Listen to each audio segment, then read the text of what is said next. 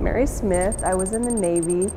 I was in E5. I served from September of 1992 to September of 1997.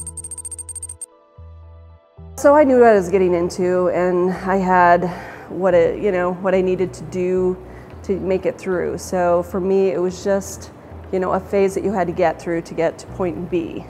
So it was not fun. It was a lot of hard work, but it's there to train you for what's ahead. I was actually sitting in my career counselor's office and going through my choices when the lieutenant from the security department was walking by and saying, where's my people? How come I don't have any people? You said you were going to send me people. So I got to be one of his people, and that's actually how I got started on my track to being a Master at Arms. My first duty station was NAS Memphis when it was still a naval air station. It was a school for all the branches of the military, like the Air Traffic Control School was there. Several schools were there. As a Master at Arms, you get to do basically what a regular police officer would do. We would patrol the base. For a few years, I was a command duty investigator, which was a little higher ranking. And that meant that I just got to be called out on some of the more serious calls. We got to work with the Naval Criminal Investigative Service, which is much different than the nighttime drama that we see on TV. There wasn't much of an adjustment for me. I really liked the structure that the military brought to my life. However, in boot camp, there's a lot of yelling and carrying on that nobody likes. But it was a little different. I mean, when I went to boot camp, we were I-088 was our company, which meant we were the 88th integrated company, and that meant that they had just started putting together boys and girls in boot camp settings. So what that meant was that during the day you trained together, you did everything together except for bathe, shower, and sleep.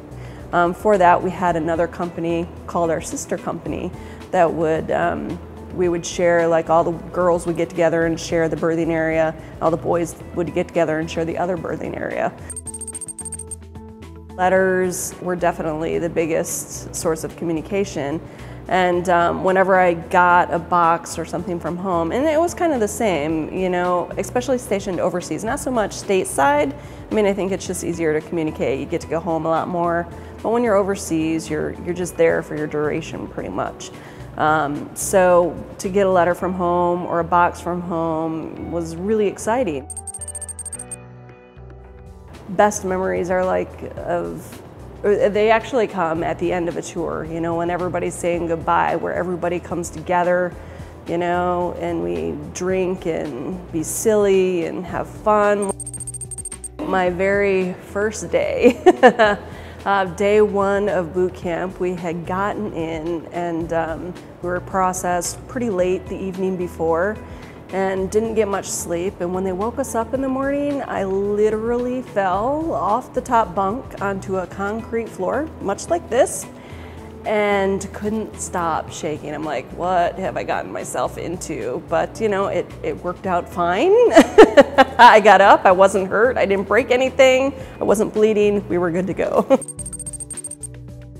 I never served during a time of war or conflict either. So that makes a big difference, but even though I did not, the friends that I made through my years in the service, we still keep in touch. We worked a lot together and you played a lot together. It's hard not to form lifelong relationships with those people. Returning home, returning back to civilian life is maybe a little tricky, more so now these days than it was then. But even so, it was the biggest challenge was the mental challenge that came with it. You're basically, most people, such as me, when I got out of the military, I completely changed fields. I completely did something else, so it was a career shift.